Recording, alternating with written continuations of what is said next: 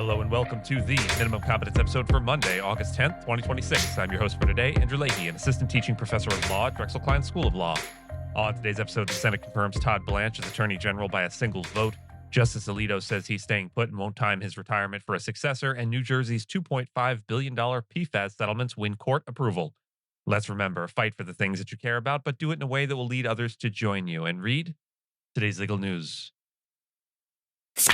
On this day in legal history, August 10th, 1993, Ruth Bader Ginsburg was sworn in as Associate Justice of the Supreme Court, becoming the second woman and the first Jewish woman ever to serve on it. She had been confirmed by the Senate just a week earlier by a lopsided 96-3, a margin that is almost unimaginable for a Supreme Court nominee today, and she took the seat vacated by the retiring Justice Byron White.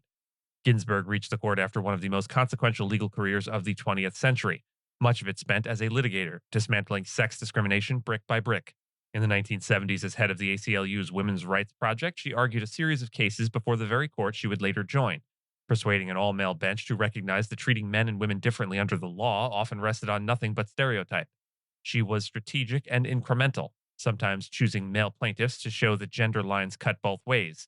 On the court, she became known for landmark majority opinions, like United States v. Virginia, striking down the male-only admissions policy at the Virginia Military Institute, and later for pointed dissents that made her an unlikely cultural icon.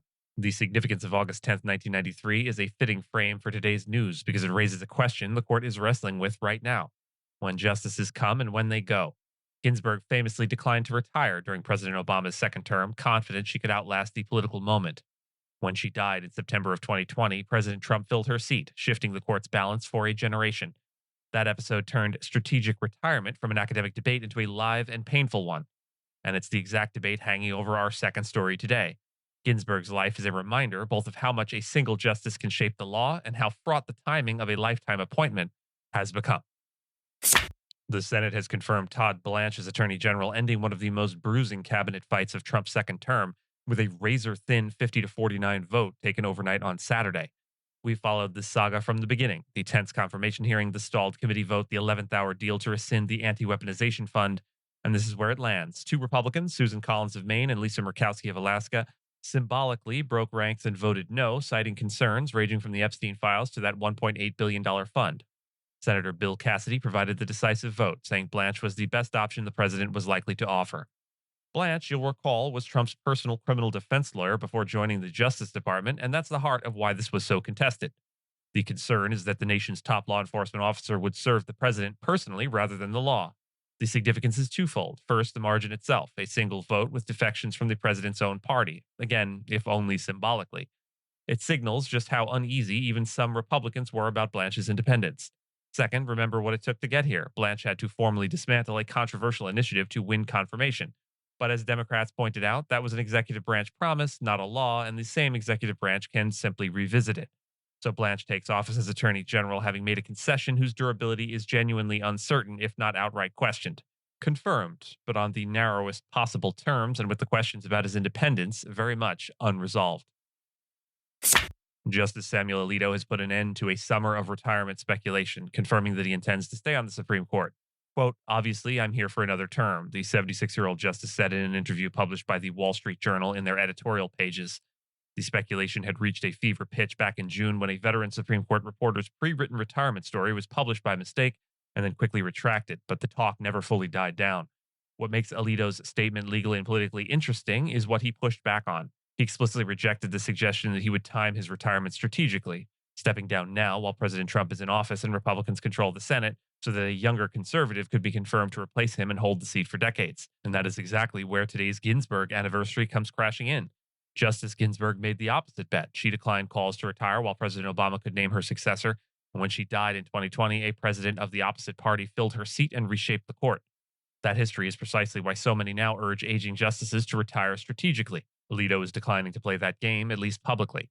The significance is that this keeps a reliably conservative vote on the court for now, but it also spotlights an uncomfortable feature of our system.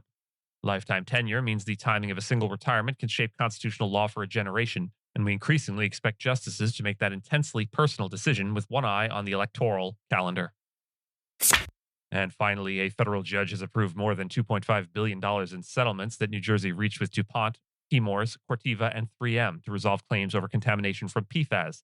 the forever chemicals that have become one of the biggest environmental liability stories of the decade.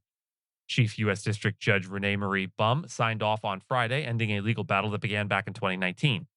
A quick primer is worthwhile here. PFAS are a family of synthetic chemicals used in everything from nonstick coatings to firefighting foam, and they're called forever chemicals because they essentially don't break down in the environment or the human body, and they've been linked to serious health harms. New Jersey sued under a natural resource damages theory, the idea that these companies polluted the state's shared resources, its water and land, and must pay to restore them. The numbers are substantial. DuPont, Chemours, and Corteva will pay $875 million over 25 years, clean up 4 former industrial sites, and fund a $1.2 billion remediation account. 3M will pay up to $450 million. The judge called the deal fair, reasonable, and adequate, even an impressive windfall given the risks of taking such a case to trial. The significance is that this is one of the largest state PFAS recoveries yet, and it fits the mass tort pattern we've watched all summer. From talc to Roundup, where companies facing enormous litigation exposure choose certainty over trial. But this one has an environmental twist. Beyond the money, it forces the actual cleanup of contaminated sites, and it gives every other state attorney general eyeing PFAS litigation a $2.5 billion data point to bring to their own negotiating table. And with that, and as always, I thank you so much for listening to Minimum Competence, your daily news podcast for lawyers. If you're looking for more than Minimum Competence, links to further reading on all the topics touched on today are in the show notes.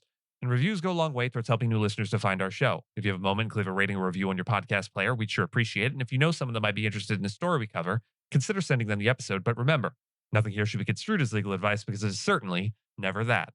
Minimum Competence is available at minimumcomp.com and wherever it is you get your finely crafted podcasts. If you haven't checked out the website in a while, give it a look. There are complete transcripts and resources for each episode and its corresponding segments, as well as an opportunity to receive new episodes in email, newsletter, form. We'll see you back here on Monday, and until then, remember, the best things in life are the ones you build with the right partner. So happy birthday to Gina, my wife, my co-creator, and my favorite co-conspirator in this whole life we're making together. I couldn't have picked a better one. Go me. And you, of course. It's about you. This is a birthday wish. Happy birthday.